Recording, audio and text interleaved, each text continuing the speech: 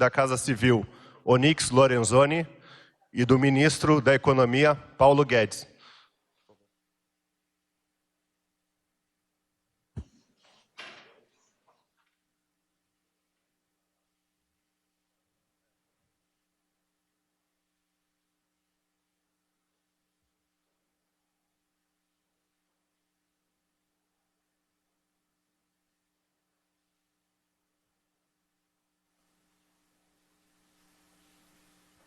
Lembrando que estamos ao vivo pela TV Brasil, com a palavra o ministro da Economia, Paulo Guedes. Boa tarde a todos.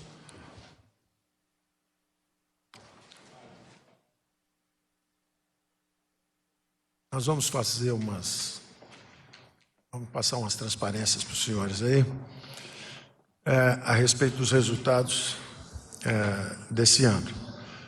Eu vou fazer uma breve introdução. O ministro-chefe da Casa Civil vai falar um pouco do descontingenciamento, que nós acabamos revertendo uma perspectiva que parecia bastante difícil no início do ano. E depois o nosso time vai ficar disponível para as perguntas. Esse foi um ano difícil, porque havia expectativas embutidas no orçamento que nós herdamos de um crescimento de acima de 2%, 2,5%. Então, havia uma previsão de receitas que não se concretizava à medida que passavam os primeiros meses do ano. Então, nós fomos forçados, pela evolução da receita, abaixo do que estava embutido nessa taxa de crescimento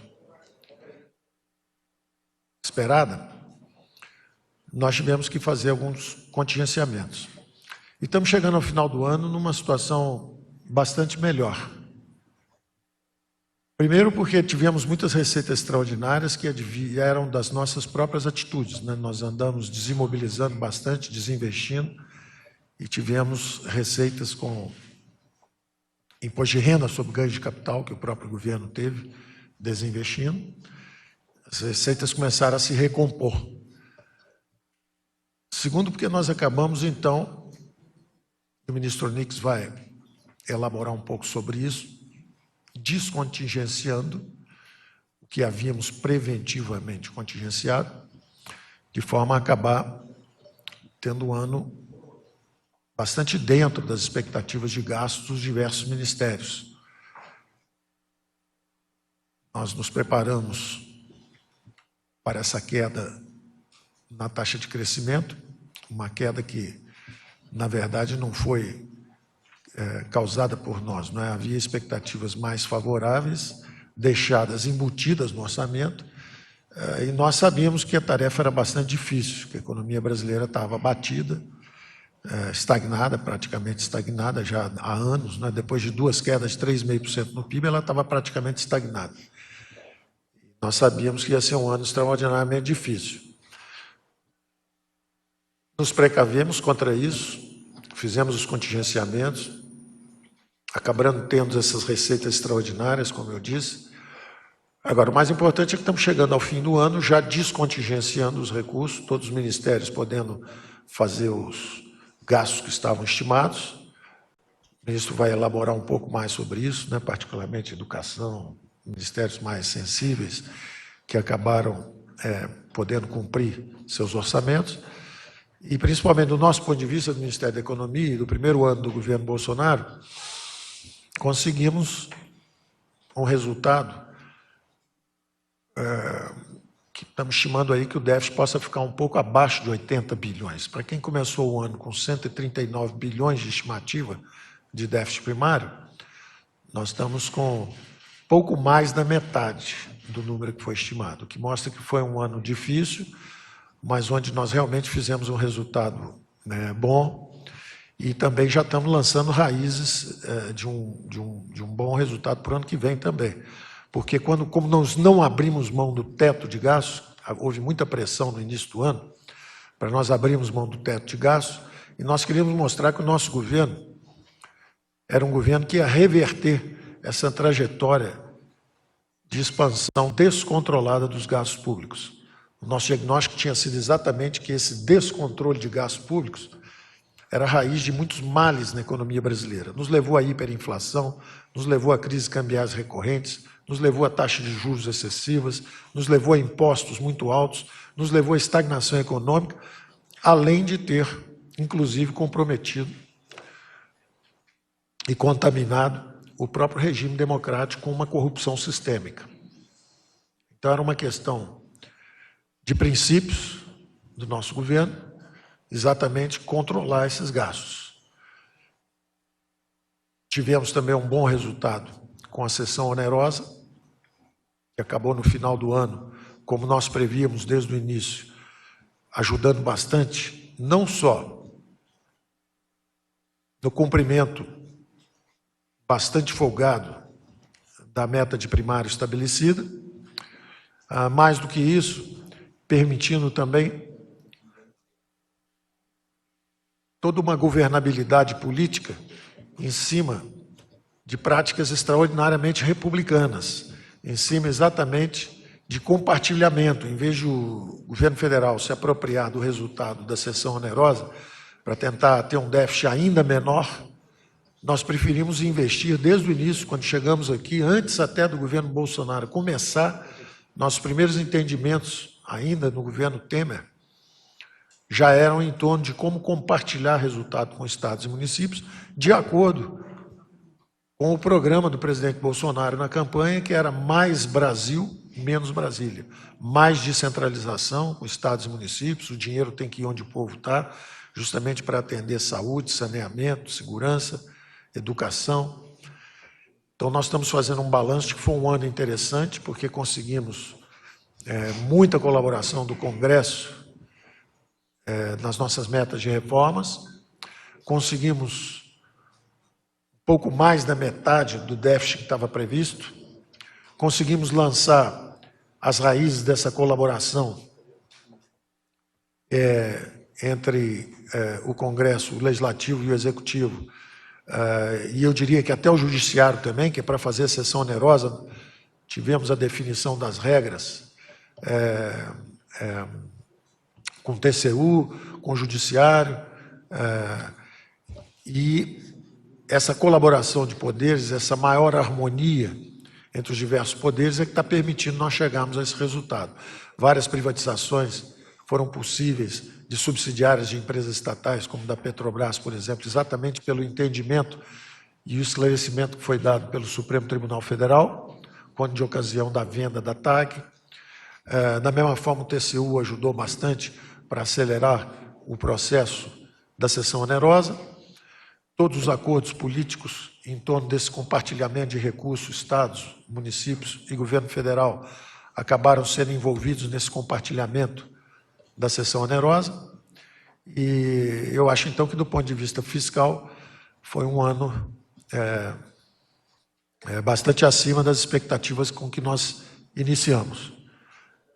Eu passo a palavra, então, ao ministro Onyx agora, para elaborar um pouco em torno desses descontingenciamentos que nós acabamos fazendo para a satisfação geral da execução das políticas públicas. Bom, obrigado, ministro Paulo Guedes. Quero lembrar a todos de que o orçamento que nós estamos executando esse ano é um orçamento que nós herdamos, como disse o ministro Paulo Guedes, numa projeção de uma expectativa absolutamente irreal de crescimento.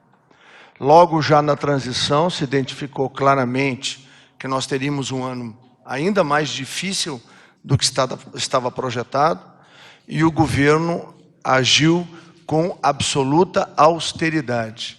A razão de nós termos chegado ao final do ano para poder fazer nesse momento o anúncio do completo descontingenciamento, ou seja, todo o orçamento estará disponível para que os ministérios possam aplicar nas políticas públicas que foram estabelecidas, ela é a vitória de um governo que foi primeiro cauteloso, depois um governo rígido do ponto de vista da execução orçamentária. Nós em nenhum momento flexibilizamos. Terceiro, algo muito importante, nós, desde o primeiro momento, começamos a reduzir o tamanho do governo, na medida em que nós fomos desestatizando, nós fomos desmobilizando e fomos buscando receitas extraordinárias. E aí a gente tem a seção onerosa, que hoje é muito importante para o governo, para o país, mas é importante lembrar que até o mês de outubro nós vivemos da incerteza da sua realização. Isso é um dado muito importante. E eu vou lembrar, quando muitos de vocês, quando nós anunciamos o primeiro contingenciamento de 29,6 bilhões, logo depois de se encerrar o primeiro bimestre, nós recebemos muitas críticas e nós dizíamos, isto é apenas uma precaução, a viagem está no seu início, nós precisamos terminar o ano com recursos e em condição de poder honrar os nossos principais compromissos. Nós fizemos isso, que se repetiu depois da avaliação do segundo bimestre, nós somos a 31,7 bilhões de contingenciamento. E quando nós chegamos aos 34 bilhões, quando fechou a análise do terceiro bimestre. Eu lembro dos vaticínios. As universidades queriam parar, o Enem que não seria realizado, o governo queria paralisar e as obras que não seriam tocadas. Bom, nós reiteramos sempre de que era uma medida preventiva. Na medida em que nós fomos realizando ao longo do ano leilões que tinham bônus de outorga, esses bônus de outorga iam ajudando o governo a cada trimestre a poder melhorar o seu desempenho. Até que nesse momento, duas coisas muito importantes são anunciadas no dia de hoje. Primeiro, o completo descontingenciamento do orçamento de 2019, dando totais condições para que os ministérios possam concluir tudo aquilo que estava programado. E o outro dado que o ministro Paulo Guedes acabou de referir é essa redução significativa do déficit primário, que é algo muito importante, que é algo que demonstra de que o governo do presidente Bolsonaro está rigorosamente no caminho certo. As perspectivas que temos para o próximo ano, por exemplo, é de voltarmos ao leilão das duas áreas, talvez dentro de 7 a 8 meses, que não foram adquiridas neste leilão agora da seção onerosa. Tem duas áreas que estão em aberto. Outras áreas serão leiloadas ao longo do próximo ano. Nós teremos uma série muito grande de concessões no próximo ano, muitas delas terão bônus de outorga, o que melhora a condição de execução do orçamento do próximo ano. Mas o próximo ano nós vamos falar na próxima semana, quando nós vamos encaminhar ao Congresso Nacional uma emenda modificativa ao projeto orçamentário do próximo ano, para poder discutir com a equipe que aqui está, tecnicamente, muito provavelmente na próxima segunda-feira, nós já vamos poder discutir as questões que envolvem 2020. Mas nós queríamos, neste dia de hoje, e logo depois a equipe técnica vai fazer a apresentação detalhada do orçamento de 2019, poder trazer isso para a sociedade brasileira, de que, através do timão firme, conduzido pelo ministro Paulo Guedes, e pela sustentação que o presidente Bolsonaro e toda a equipe de ministros fizeram sacrifício, fizeram economia ao longo do ano, procuraram cortar toda e qualquer despesa, exatamente para poder fazer aquilo que cada brasileiro fez na sua casa. Nesses anos de crise, o que o brasileiro médio fez? O empresário brasileiro fez? Corta despesa, reduz despesas, economiza, segura para poder fechar o mês. Pela primeira vez a gente tem um governo que é igual ao que a gente faz na casa da gente.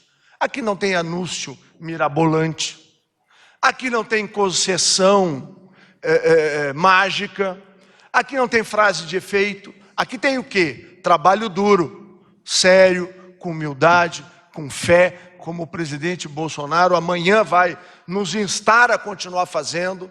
Vamos sim, na reunião ministerial amanhã, comemorar o momento que nós estamos vivendo hoje, de anúncio desse descontingenciamento, dessa possibilidade de que o governo, fruto do trabalho duro que foi feito esse ano, colhe agora nesses últimos 2 meses. Agora, na vida é tudo assim. Para que a gente possa colher, tem que plantar, trabalhar e cuidar. E foi isso que as equipes técnicas lideradas pelo professor Paulo Guedes fizeram.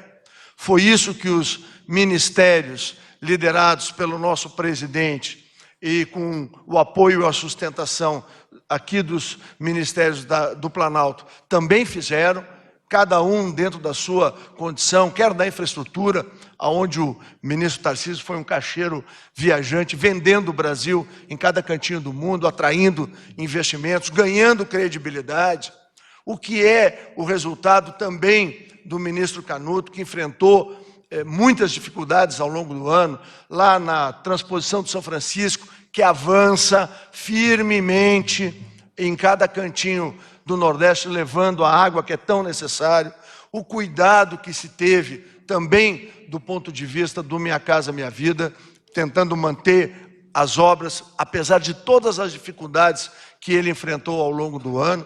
Aí o ministro Bento, que fez um trabalho espetacular para a geração presente e futura de energia, corrigindo também os gargalos de distribuição. O Brasil vinha gerando energia e energias novas, energias limpas, campos de energia solar, campos de energia eólica, que tinha um problema de transmissão, que ele vem enfrentando e vem procurando integrar ao sistema brasileiro. Aí olhamos na área da educação, a execução orçamentária, um Enem praticamente sem problemas esse ano, quase que imune a críticas.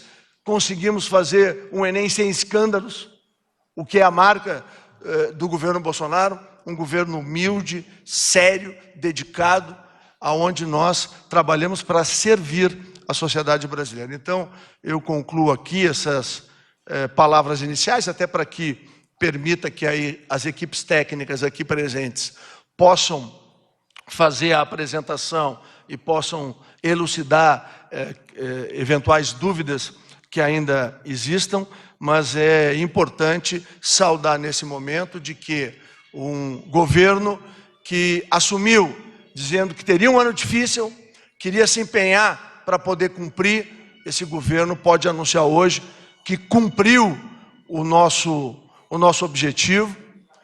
Preparamos um próximo ano que também não vai ser fácil, mas, por outro lado, o governo está muito mais enxuto.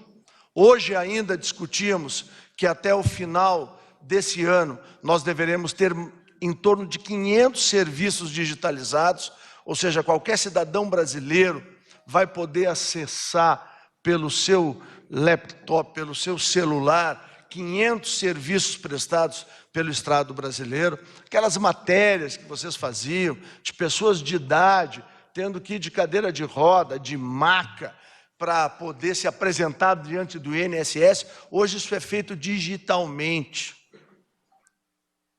Hoje não se exige mais esse tipo de sacrifício da sociedade brasileira. Então, são avanços que essa equipe, com muita dedicação, eu quero agradecer ao secretário Esteves, ao Valderi, ao Jorge, ao Mansueto, a toda a equipe, ministro Paulo Guedes, que o senhor coordena, porque foram inúmeras reuniões ao longo do ano, reuniões às vezes muito difíceis, porque os ministros têm as demandas, a população pede o atendimento, os prefeitos, os governadores querem o acelerar do cumprimento de metas ou de obras, mas nós, com firmeza, com equilíbrio, com prudência, nós chegamos a esse momento de poder dizer, bom, o orçamento de 2019 está liberado, completamente descontingenciado, para que o Brasil possa executar tudo aquilo que estava previsto.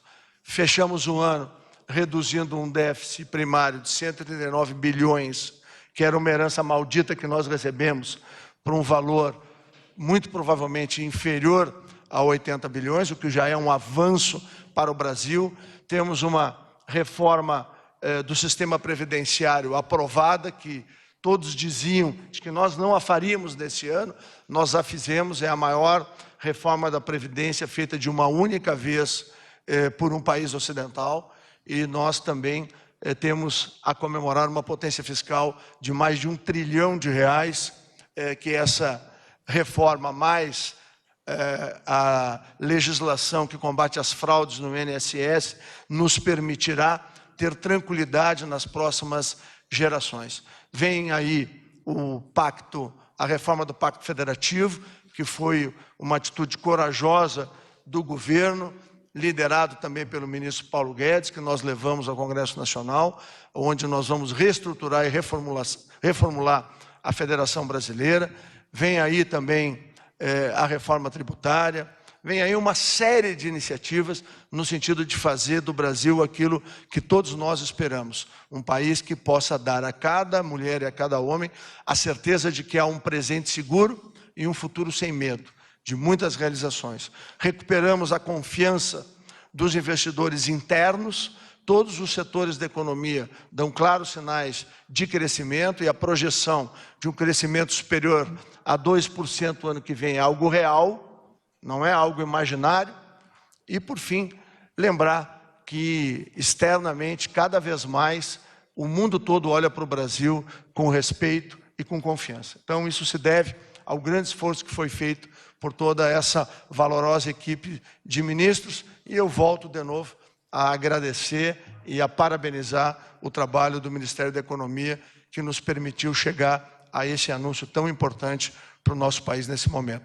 Eu vou deixar aqui o comando agora com o secretário Valderi, que junto com a equipe técnica vai fazer a exposição técnica do que se refere ao orçamento 2019, e logo depois eles estarão à disposição de cada um de vocês. Nós Muito dois obrigado. já vamos para uma outra reforma. E nós vamos para outra reforma agora. E para uma outra reforma.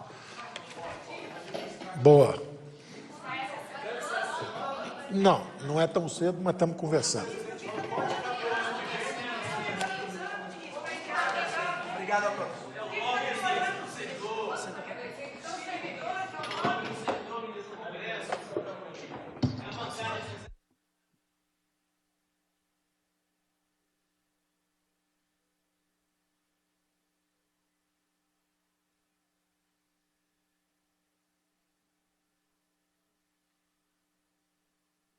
Daremos prosseguimento à coletiva.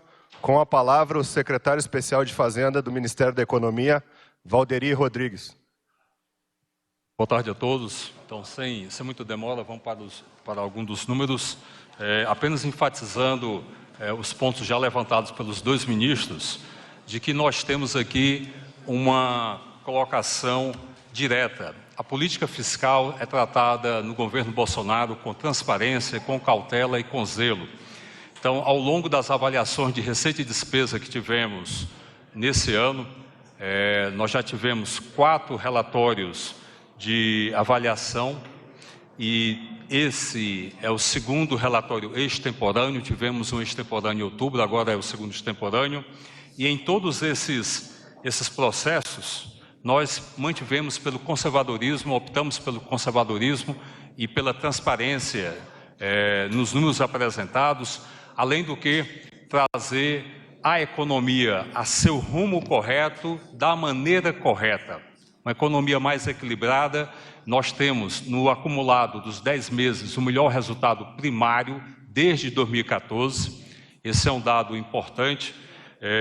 Há muito a ser feito, mas já mostra, do ponto de vista do resultado primário, um grande avanço. Outro ponto, também reforçado aqui, é o realismo orçamentário. Nós seguimos como diretriz a apresentação de números realistas e não números de ficção. E por último, e aí um vínculo com as 3 PECs associadas ao Pacto Federativo, ao Plano Mais Brasil, PEC emergencial e a PEC dos fundos. Nós tivemos esse ano a realização da sessão onerosa, que permite simultaneamente a evolução institucional em termos do maior evento de política fiscal, também de política energética, foi o leilão dos excedentes da seção onerosa, e um evento de altíssimo impacto para a empresa, no caso a Petrobras. Isso permitiu com que nós tivéssemos o Pacto Federativo sendo tratado como deve ser, com desconcentração de receitas e nas medidas que enviamos também com atendimento à responsabilidade fiscal pelos entes subnacionais, estados e municípios, assim como pela União também. Então vamos para os números. O primeiro slide, ele apresenta exatamente a mudança que ocorreu com relação à seção onerosa. No relatório extemporâneo de outubro, nós tínhamos previsto de maneira conservadora 52,470 bilhões de reais, é o primeiro número que lá está postado, e esse número se referiu exatamente ao bônus de assinatura de 2 campos, que é Búzios e Itapu, e pelos quais a Petrobras já tinha exercido seu direito de preferência de 30%, portanto, de maneira conservadora e transparente, nós alocamos esse valor de 52,470 bilhões de reais para o ano de 2019 e deixamos o complementar para o valor de 70 bilhões, então algo como 17,5 bilhões para o ano que vem, esse 17.490, só que nós tivemos o leilão sendo realizado para esses 2 campos, Búzios e Itapu, na íntegra em 2019. Por isso que o valor, no relatório extemporâneo de novembro, passa a ser 69,960 bilhões de reais, dando uma diferença de um pouco mais de 17 bilhões.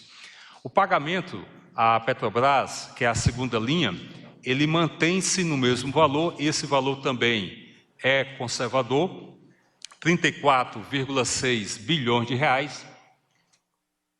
O número mais próximo deve ser na casa de 34,2, 34,3 bilhões de reais. Será feito na íntegra, exatamente porque o termo aditivo ao contrato da seção onerosa de 2010, termo aditivo esse que foi aprovado pelo CNPE em abril desse ano e pelo TCU, dia 9 de outubro desse ano, especifica que, tão logo a União tenha, com relação ao leilão dos excedentes da seção onerosa, recurso suficiente para pagar a Petrobras, e for o caso, foram quase 70 bilhões, será pago,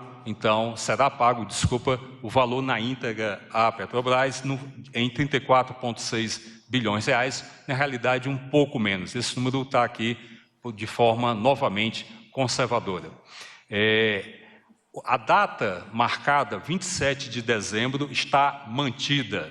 Então, nós teremos, no final de dezembro, dia 27 precisamente, várias movimentações. O recebimento pela União do bônus de assinatura pelas empresas, no caso a Petrobras e as 2 empresas chinesas, que ofereceram lances para o campo de Búzios, e em seguida o pagamento à Petrobras será uma movimentação bancária única.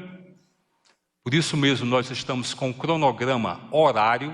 A nossa preocupação não somente é diária, mas uma preocupação horária para que esse cronograma seja atendido momento a momento.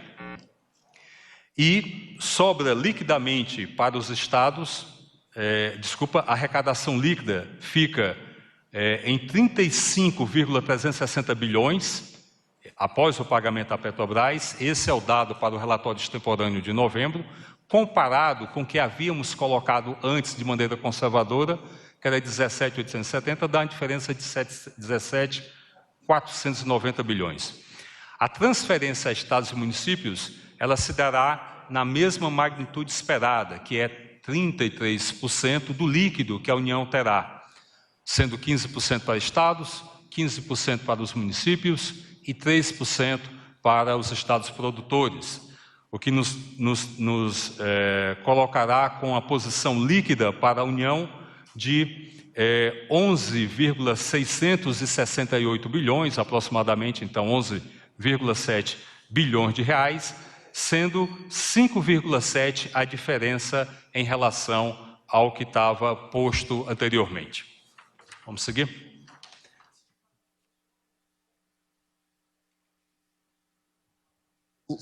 O número para estados e municípios, 11,7 bilhões de reais. Sobrará líquido, então, para a União, 23,7 bilhões de reais. Se você fizer o 36.360 menos 11,668, dá 23,7 bilhões de reais para a União. Olha só, as perguntas poderão ser feitas posteriormente à apresentação. Então, usa o microfone, por favor, e se identifica. Obrigada. É Jéssica Santana, da Gazeta do Povo. Desculpa, secretária, uma dúvida bem pontual. Porque num comunicado ao mercado que a Petrobras soltou, ela falava em 34,1 bilhões, e não 34,6. 34,1 e não 34,6, por que essa diferença? Ok, o número 34,6 ele é conservador. Ele está acima do valor que será pago. Esse valor ele é corrigido dia a dia, né? Esse valor, pelo termo aditivo, ele é silicado. Vai ser aplicada a taxa Selic à medida que se passa. Então, nós estamos com uma estimativa conservadora de 34,6 bilhões. O número mais realista é da ordem de 34,2 bilhões de reais. Bom, no slide seguinte, do resultado da avaliação, já está projetado lá, nós temos a receita primária total, que no relatório extemporâneo do mês passado estava em 1,607 bilhões, ela ficou maior em cerca de 22,5 bilhões, foi para 1,629.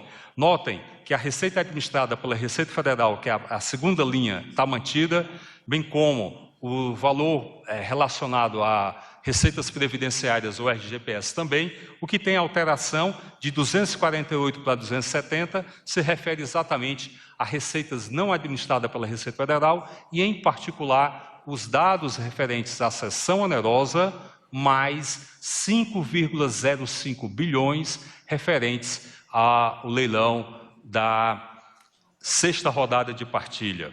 Então, o valor de 22,540, se você fizer a conta, ele é exatamente igual ao que tivemos de recurso adicional, a diferença, né? De 17.490 mais 5,05 bilhões. 17.490 a diferença relativa à seção onerosa e 5,05 bilhões de reais referentes à sexta rodada de partilha. Portanto, do lado da receita, nós tivemos boa surpresa e é um ajuste fiscal correto. Note que nós não estamos aumentando carga tributária, que é uma das diretrizes do governo. Zero de probabilidade, de possibilidade de aumento da carga tributária. Na realidade, as reformas vão permitir um dinamismo econômico que nos dará espaço mais à frente de reduzir carga tributária.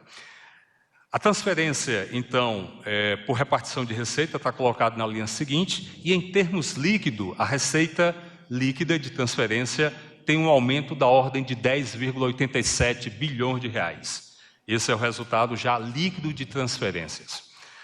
Olhando agora pelo lado da despesa, e esse é o lado que nós, de fato, estamos trabalhando, como os ministros Onyx e Guedes bem apontaram aqui, o governo tem como diretriz buscar o equilíbrio fiscal trabalhando com redução de despesas.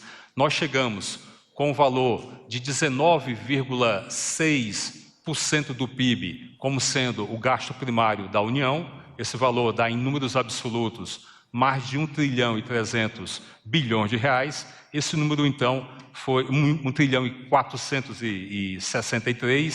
Esse número foi reduzido em 5,897. Então, pelo lado da despesa, nós temos também essa redução. E, ao final, o resultado, a linha 5 agora, o resultado primário do governo central tem uma diferença de 16,768. A nossa meta de primário de 139 bilhões está mantida.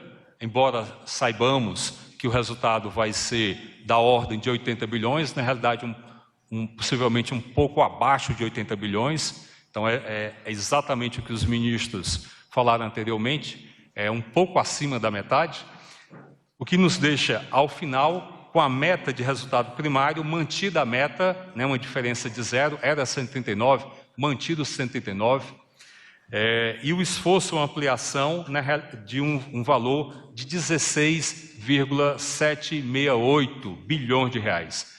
Tem uma mensagem aqui direta a ser colocada.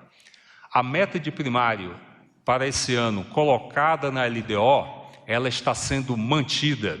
É uma meta que será atingida. A meta significa atingir esse déficit ou ter um resultado melhor, um menor déficit. É exatamente o que teremos, um resultado menor do que esse 139, várias dezenas de bilhões de reais a menor, e um espaço fiscal de 16,768 bilhões de reais. O histórico do slide seguinte, passar, por favor. O histórico do slide seguinte mostra exatamente a evolução de 4 relatórios de avaliação de receitas e despesas, são relatórios bimestrais, eles acontecem nos meses ímpares, então mês 3, 5, 7, 9, e o último será nesse mês de novembro, dia 11, sexta-feira agora, dia 22 de novembro, e nós tivemos nesse ano 2 relatórios extemporâneos, um em outubro e o agora em novembro. O contingenciamento foi muito forte e feito de maneira cautelosa e transparente.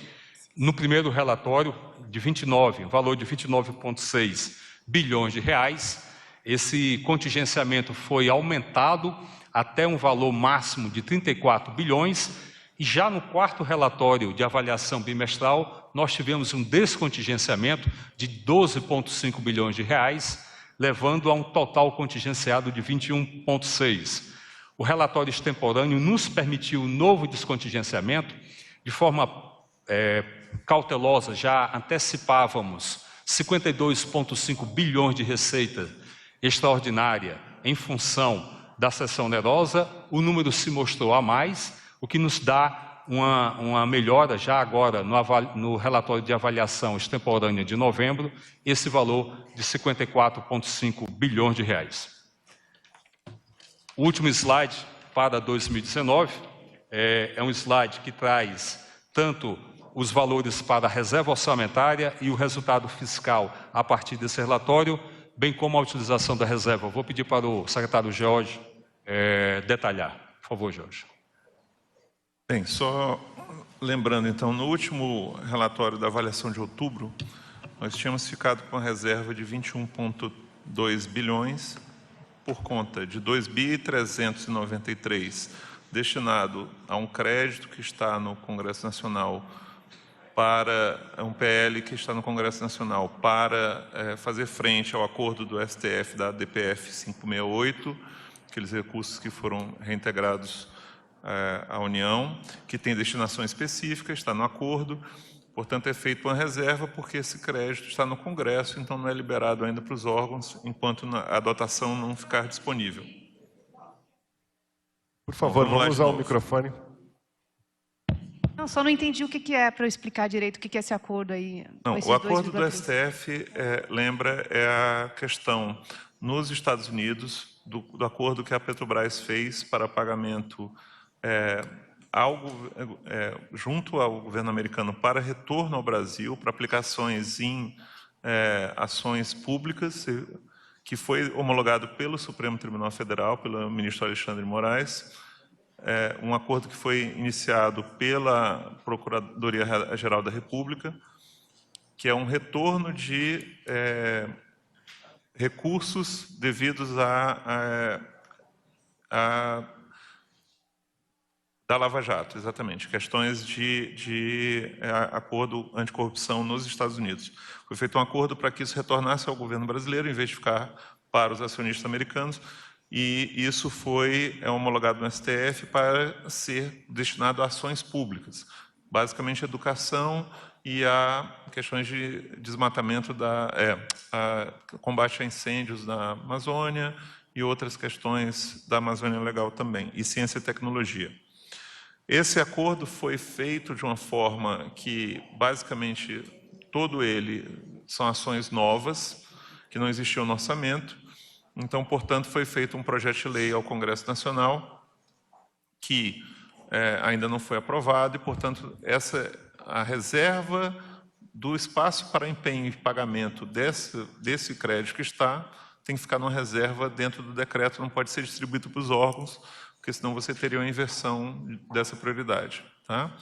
Fora disso, tinha mais 18 bilhões e 800 que eram relativos, vocês vão lembrar daquela época, ao valor da cessão onerosa, que foi incluído no relatório. Por que ele foi incluído naquele último relatório?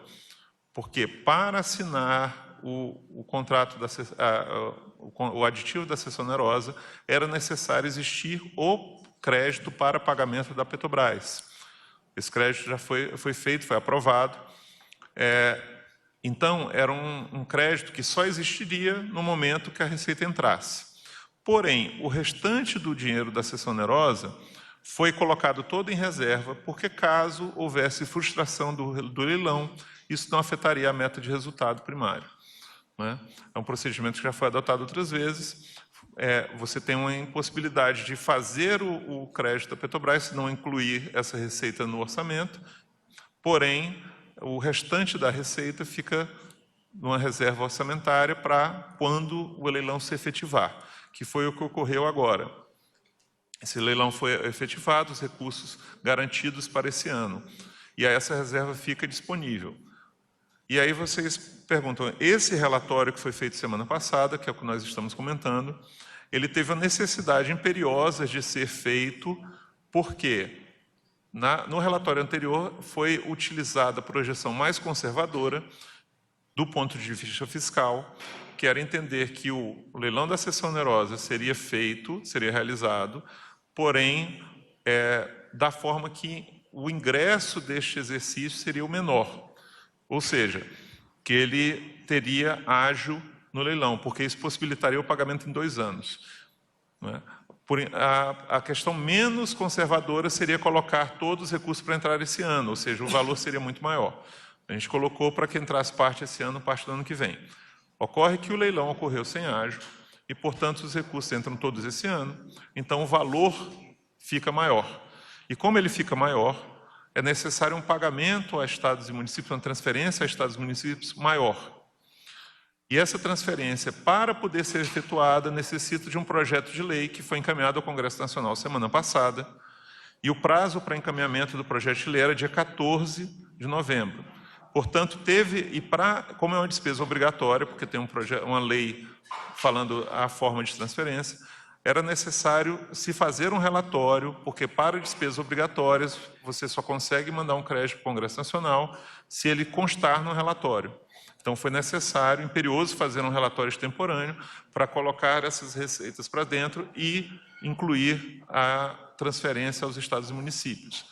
Porque essa seria uma pergunta, porque se faria um relatório, outro relatório extemporâneo, se já teria possibilidade de liberação total das despesas. Foi por isso. Basicamente, é necessário o relatório para poder incluir a transferência adicional aos estados e municípios. Então, esses 18 bilhões que estão aqui estavam numa reserva a ser distribuída aos ministérios. O nosso relatório agora da nova avaliação, como o Dr. Valderico colocou anteriormente, está ampliando a possibilidade de gasto da União em 16,7 bilhões, que se somaria essa posição anterior. Nessa questão, o que vai ser feito?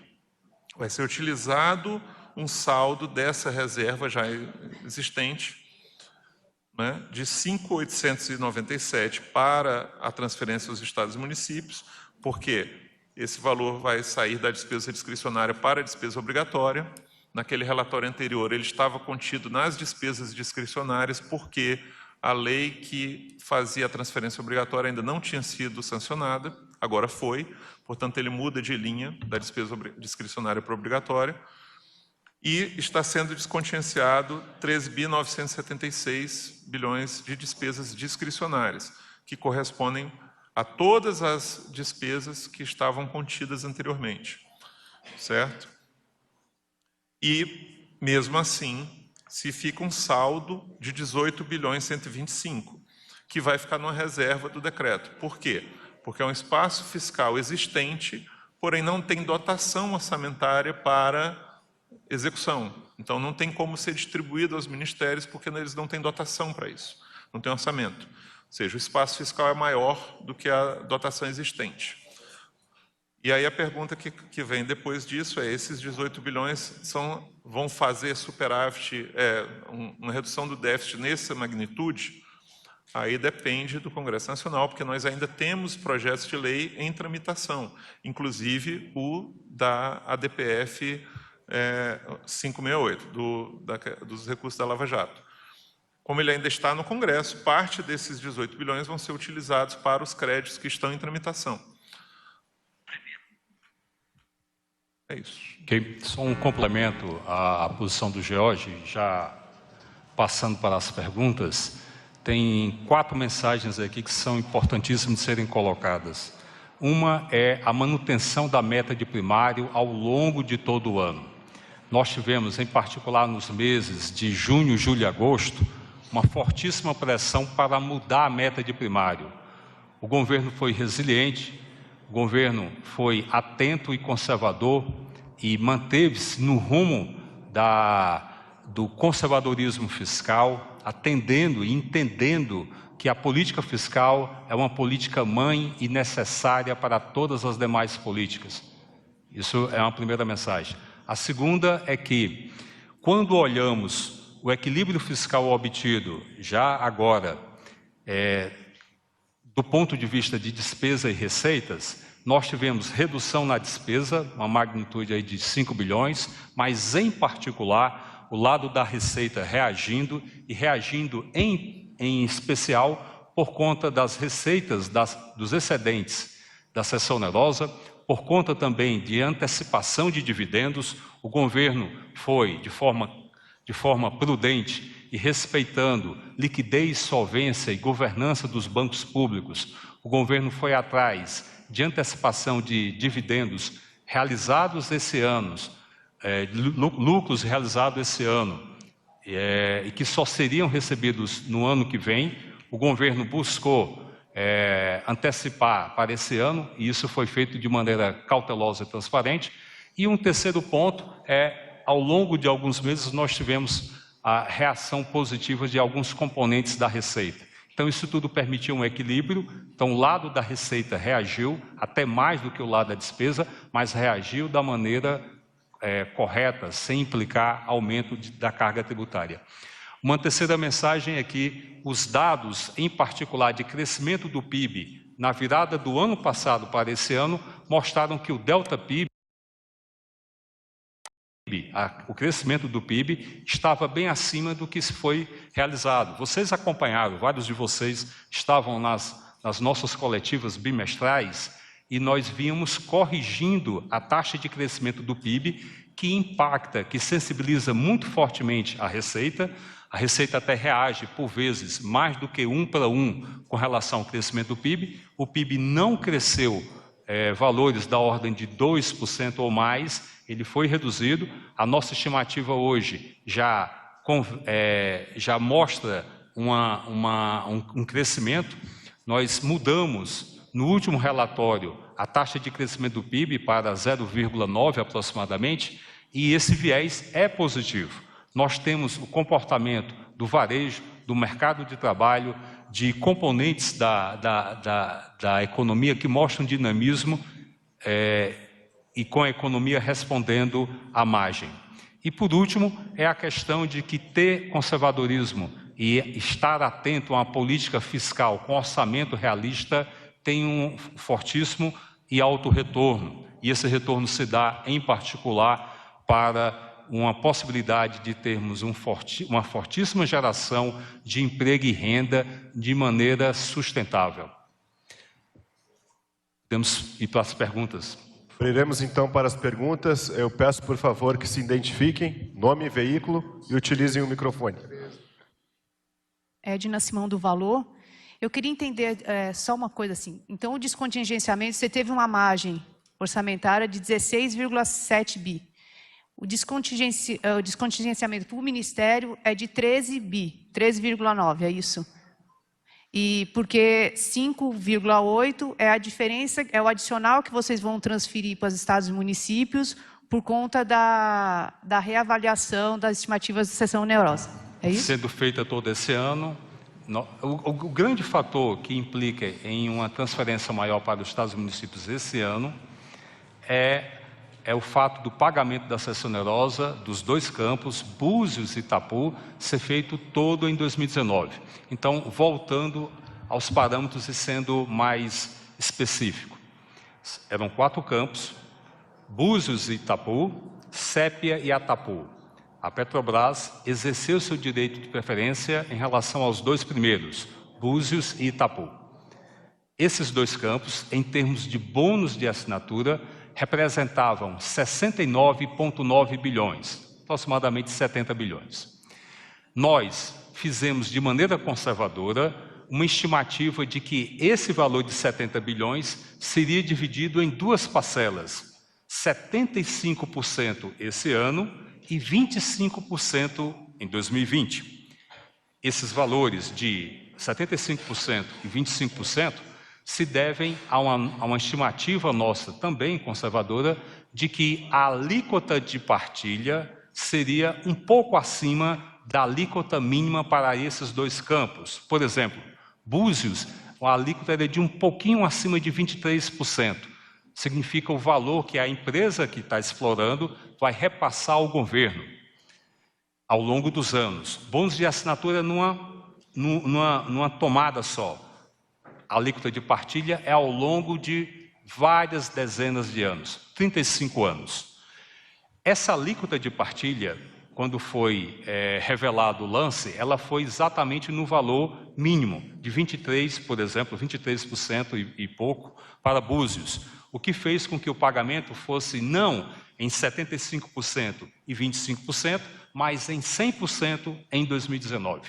Então, esses valores permitem com que em 2019 o total líquido a ser recebido pela União seja maior do que prevíamos no relatório extemporâneo de outubro. E, portanto, o valor que os estados e municípios vão receber de um montante de 11,7 bilhões também é um valor a mais do que tínhamos estimados antecipadamente. Fui um pouco longo, mas detalhei toda a mecânica envolvida nesse resultado. E esse adicional é esse 5? Deixa eu só completar, para a Gina talvez lembrar. Vamos lá entender. No relatório anterior tinha 5.800 previstos para pagamento. Devido ao que o Rodrigo falou agora, isso ampliou para esses 11 bi e 300 que estão aqui, 11 bi 668, certo? O que acontece? Esses valores estavam constantes da reserva do relatório passado. A reserva do relatório passado, vocês olharam o decreto anterior, saiu com 21 bi 230. O que estamos falando agora? Essa reserva já era suficiente para fazer tudo. Liberar totalmente o orçamento e pagar as transferências devido à seção onerosa. O que aconteceu foi que precisou fazer um crédito a mais de 5 bi para a seção onerosa.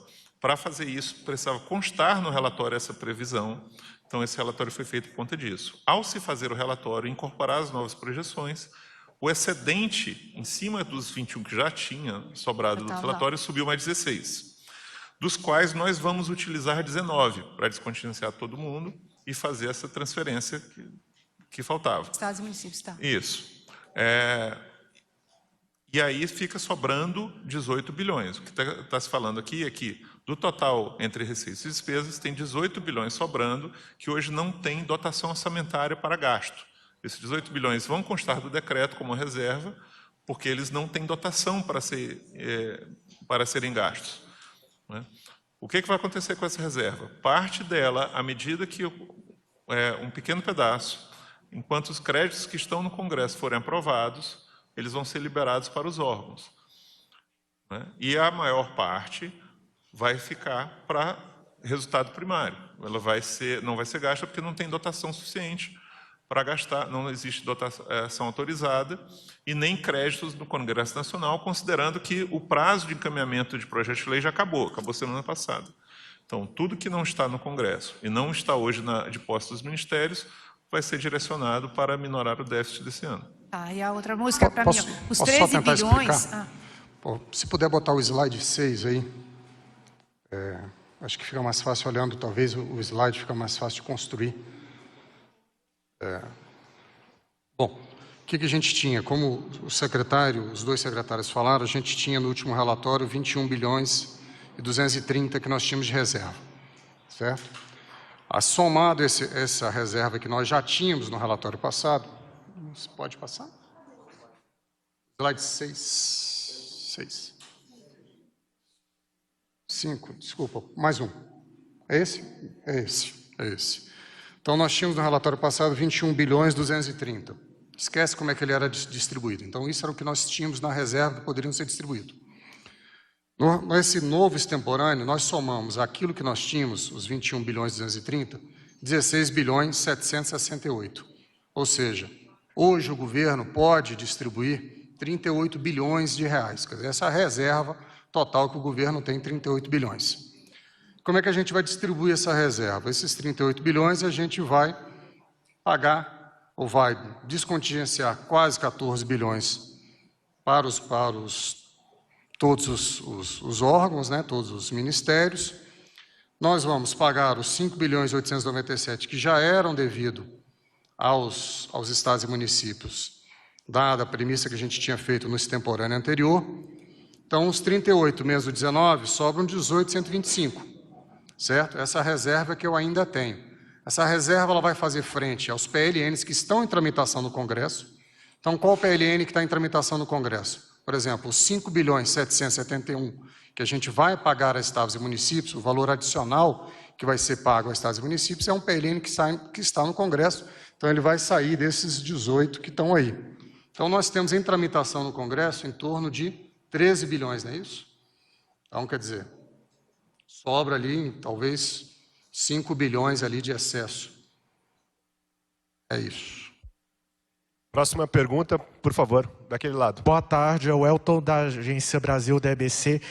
Na verdade, são duas dúvidas. Em relação ao que o Jorge falou, que a transferência para estados e municípios, essa de 5,8 bilhões, mudou de classificação, né, de obrigatória para discricionária. Por que não foi acrescentado, então, na despesa obrigatória e a conta ficou zero?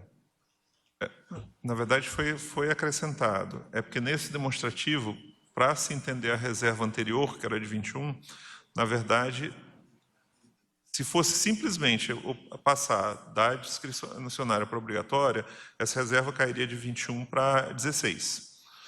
Então, se a gente colocasse o número 16, não bateria com as apresentações anteriores que foram feitas para a imprensa.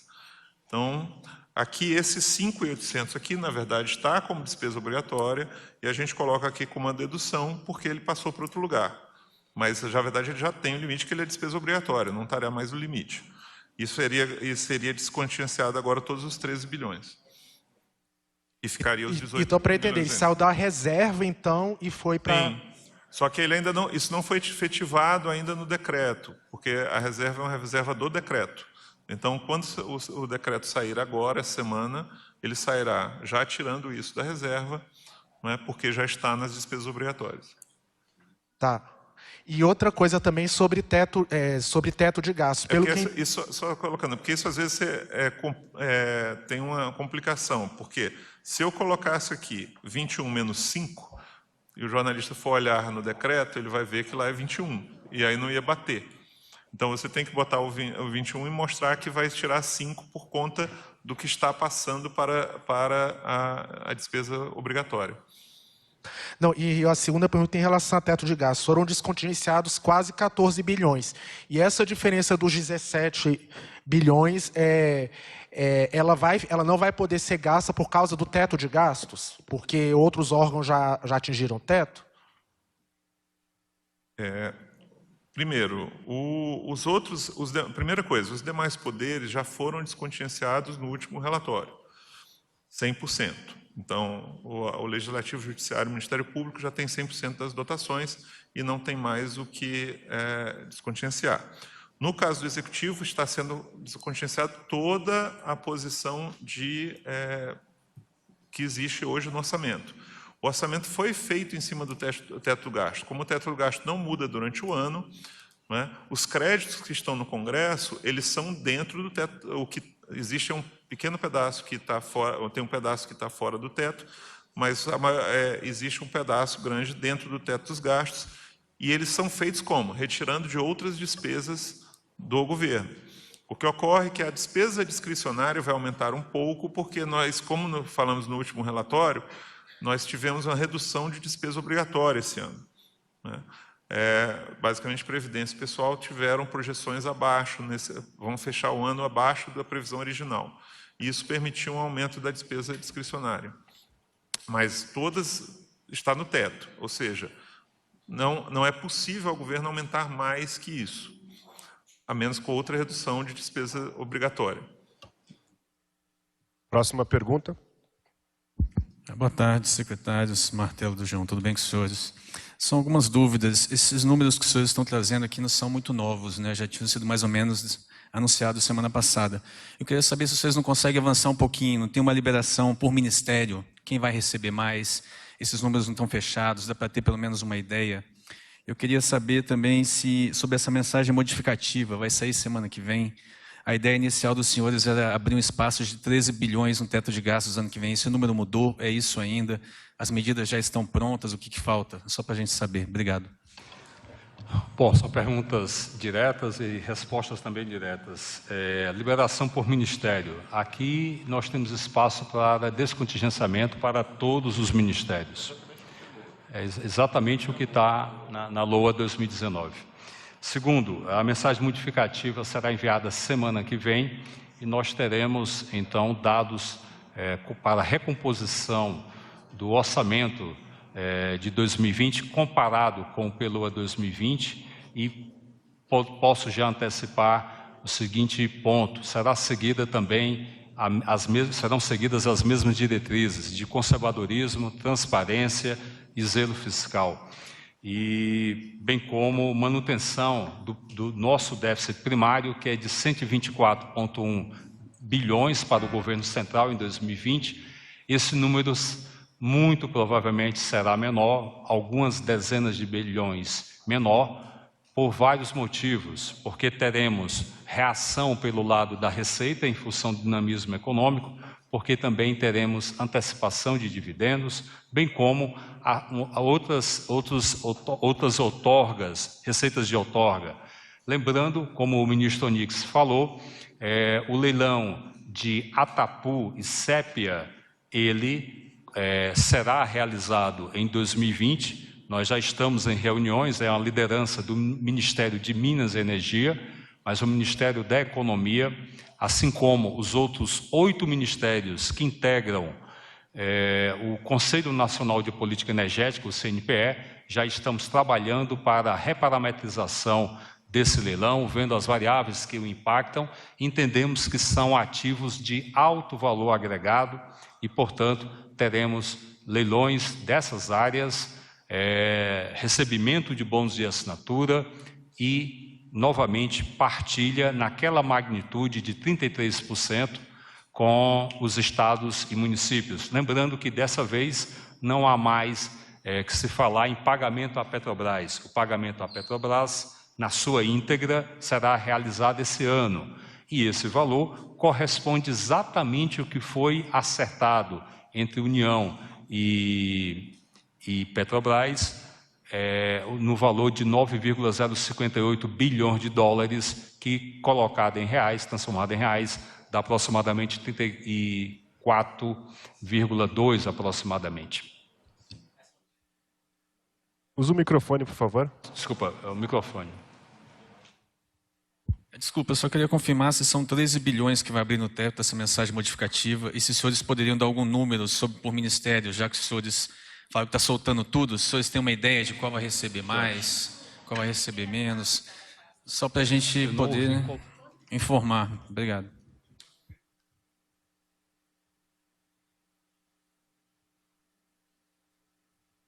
Olha, a questão de abertura de espaço no teto basicamente vai vir das projeções que vocês já tiveram conhecimento, o que ocorreu desde o orçamento para agora.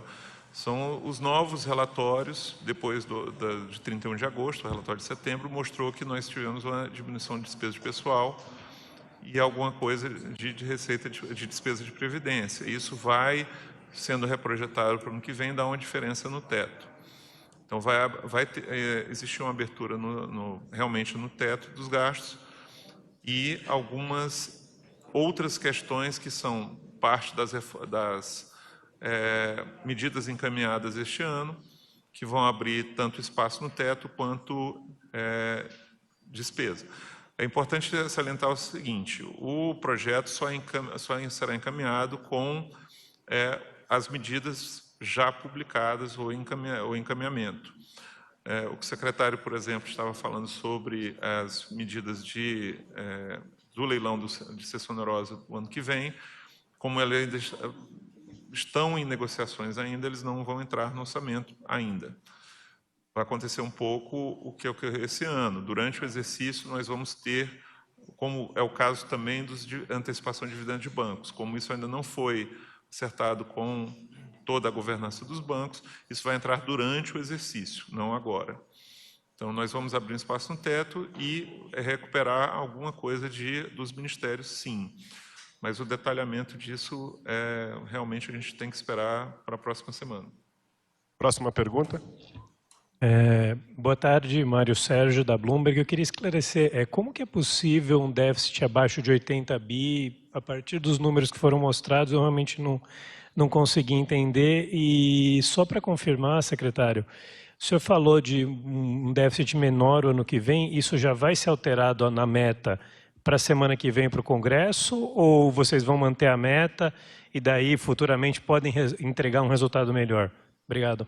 Respondo a segunda e Esteves, ou Vicente, Jorge, complementam a primeira. A segunda é mais direta. Não, manteremos 124,1 bilhões. Só para entender assim, o teto do gasto permitiu exatamente isso, que a projeção seja feita e as receitas extraordinárias que ocorram durante o exercício permitam uma redução do déficit. Então, qual é uma das situações? Ao se mandar o mesmo déficit previsto 124, nós não estamos considerando antecipação de dividendos, um leilão novo dos campos que não foram leiloados agora. Então, todos esses efeitos vão ajudar a reduzir a meta durante o exercício. Também tem, como o secretário Mansueto tem falado, existe uma certa questão técnica de empossamento nos órgãos que acaba ajudando a fazer uma meta melhor também. Então, o que foi permitido com o teto do gasto foi sempre ter uma base e que as receitas adicionais sirvam para minorar o déficit. E essa é a ideia. E por isso que esse ano nós vamos chegar em 80. Aqui já tem toda a questão da cessão onerosa que já está dando um avanço, dados os números aqui, tem um empossamento, tem algumas coisas que parte desse valor vai ser, do espaço fiscal desse ano, vai ser feito em capitalização de empresas que não impactam o teto e também, muito provavelmente, não terão gasto efetivo esse ano, não terão pagamento, então farão resultado nas estatais. Então, tudo isso compõe uma vantagem para o atingimento de uma meta melhor.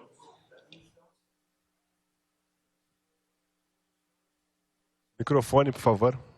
Os 80 bi, então, o setor primário... Não, governo central. Governo central. Hoje a meta para o governo central, a meta em 2019 é de 139 bilhões de déficit. Para o setor público consolidado, que envolve, além do governo central, as estatais e os entes subnacionais, estados e municípios, é de déficit de 132 bilhões de reais. Vamos então para a última pergunta.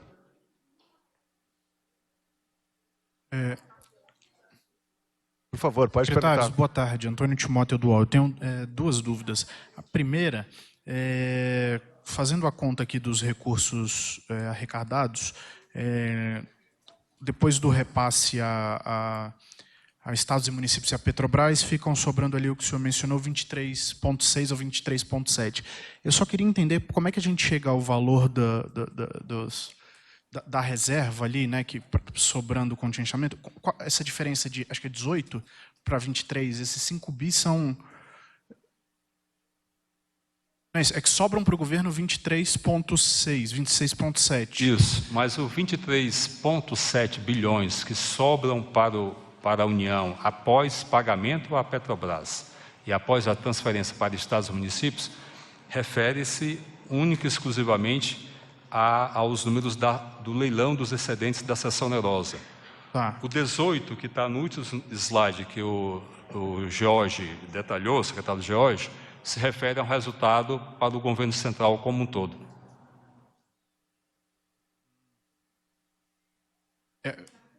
Voltando, só entender a pergunta. Você está falando Ele do está comparando que recebeu... os 17, dos 23,7 com os 18. Isso, é que você tem... O resultado do leilão de seção onerosa tem tudo bem, Eu tirando estou falando do a Petrobras... resultado líquido. Resultado líquido tirando Petrobras e tirando estados e municípios. Isso. Tá certo. Isso foi colocado, tem que lembrar que vai ter a transferência dos estados, e o resultado líquido foi comparando um relatório com outro, já tinha sido incorporado um pedaço no outro relatório. Não sei se é essa a dúvida. Eu não estou entendendo o seguinte, o descontingenciamento está sendo feito com base no resultado líquido da seção onerosa, certo? Que está sobrando para o governo. Você tem 23,6, 23,7 bilhões. Vocês vão usar 14 para descontingenciar, aí vão transferir mais 5 para estados e municípios. Tem um valor que tem um descasamento, ou tem recurso sobrando, o que... Olha só, acho que tem que olhar a história dos dois relatórios. No último relatório, vamos lá, nós tínhamos, na avaliação do quarto trimestre em setembro, nós tínhamos 21,6 bilhões de contingenciamento, certo? Depois nós tivemos um acréscimo de 59,3, que não se deveu a vários fatores, inclusive o leilão. Desse aumento de 59,3, sobraram 21,2 bilhões na reserva. E agora, com esse novo relatório, você tem a diferença de 16. Então, o que o Esteves falou seriam 21 mais 16 ponto alguma coisa, 38 bilhões.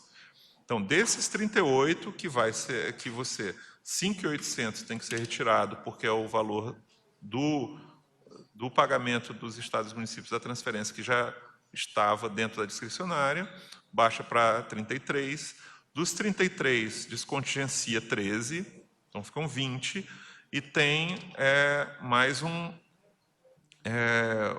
pedaço que já estava 13,9, desculpe, ficam 19. E então aqui tem um pequeno erro de conta que dá 18,1, entendeu? Tem só um pequeno erro de conta que eu fiz aqui que dá 18,1 em vez de 19. Mas é isso. Então, você não pode considerar só a última variação, que é essa variação de 20 e poucos bilhões agora. Tem que considerar a variação do outro relatório também junto. Bom, antes de passar para a próxima pergunta, eu vou pedir compreensão de vocês. Tenho que sair correndo agora para o aeroporto. O secretário Esteves assume a coordenação da mesa. Obrigado. Para dirimir todas as dúvidas desse tema, nós vamos abrir para mais 2 perguntas, tá? Só mais 2.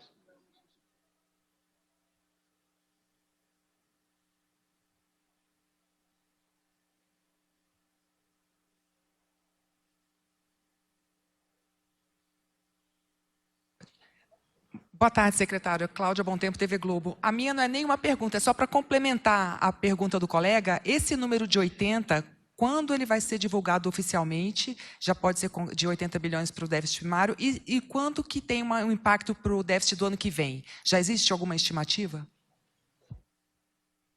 Bom, o Tesouro anuncia no início do próximo exercício, o número oficial. nesse anúncio ele vai explicar o que compôs a diferença exatamente entre o valor que vai ser efetivamente apurado e o 139. Então, o que foi empossamento, o que foi de despesas, receitas que vieram acima daquilo que estava do teto do gasto, enfim. E aí você tem uma descrição mais detalhada por parte do Tesouro. É o quê? 2020. Microfone.